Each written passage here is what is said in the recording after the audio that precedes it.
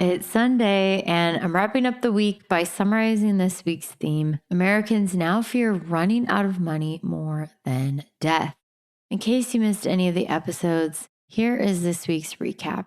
I started off by sort of exploring the study and talking about why you want to understand what is driving this fear. So, if you are fearful about running out of money in retirement, first of all, it's a totally normal, natural fear. In fact, it is unusual that I talk to a client, especially a new client where I'm trying to understand like what makes them tick, trying to understand their goals and priorities and all that this discussion about their own personal fears of running out of money, it doesn't come up. Like it usually does come up. Most people have some fear or apprehension or at least a little bit of uncertainty about whether or not their money is going to last in retirement. And that's regardless of how much money they have, their net worth, their income, all of that. It really spans the spectrum. Most people are at least somewhat worried about running out of money in retirement. So if that is you, don't worry. Lots of other people, even if they don't want to talk about it, they have the same exact fears.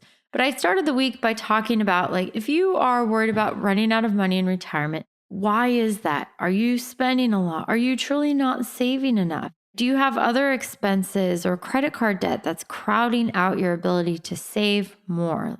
So are you behind? You have a lot of questions and not enough answers. So there's a lot of reasons why you might be concerned or worried about running out of money in retirement. And we just need to get to the bottom of that and better understand why. What are the drivers of that fear in your particular situation? And then I talked about some actual strategies for reducing both the fear and the actual risk of running out of money in retirement. The first one is if you are many years from retirement, at least 5 years out, but 5, 10, 15, 20 plus years, spend less, save more. Sounds simple, but it's simple, not easy. Just saving more, you still have time on your side to allow whatever you save to grow and really build momentum as you get closer to retirement. The single best piece of advice I would give anybody who is several years out from retirement. If you're much closer to retirement, say inside of that 5-year window,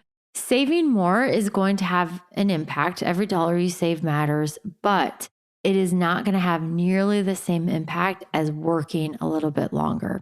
So if you're inside of 5 years and you truly do not have enough and you're not on track for retirement, the best thing you can do in most circumstances is to work a little bit longer. And I talked about why that is, but there's a whole sort of ripple effect that working longer has, even if it's just 6 months, 12 months, 18 months. I'm always surprised to find when I actually run the numbers on this with clients that like 12 months of working a little bit longer, it's like most people, they can get through another year of work. What we don't want is like year after year after year. And then all of a sudden it's like, I worked an extra 10 years and I'm miserable. We don't want to get to that point, but working just a little bit longer can have a surprisingly big impact.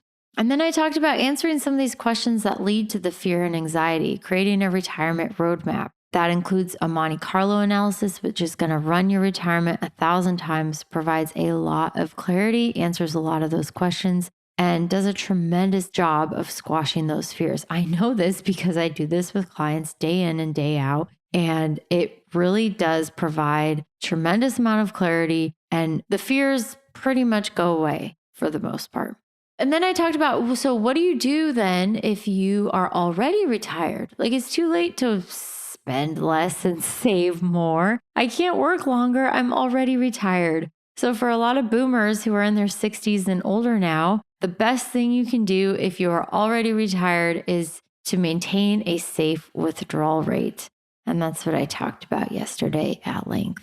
So really interesting study. I'd never come across that before that showed that so many Americans were more fearful about it than death, but just my own anecdotal experience, it makes a lot of sense.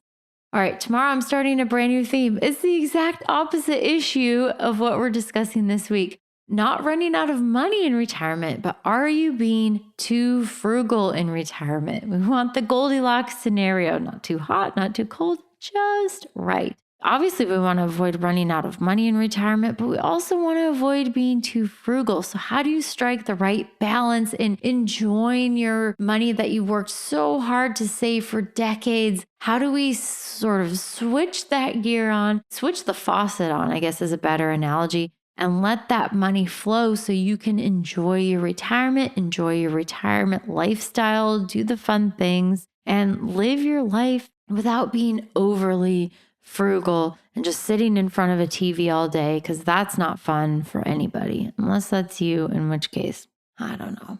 We got problems. All right, too frugal. We'll talk about that. The exact opposite problem of what we're talking about this week. We'll talk about that next week. I hope you have a blessed Sunday. My name is Ashley Michike, and this is the Retirement Quick Tips Podcast.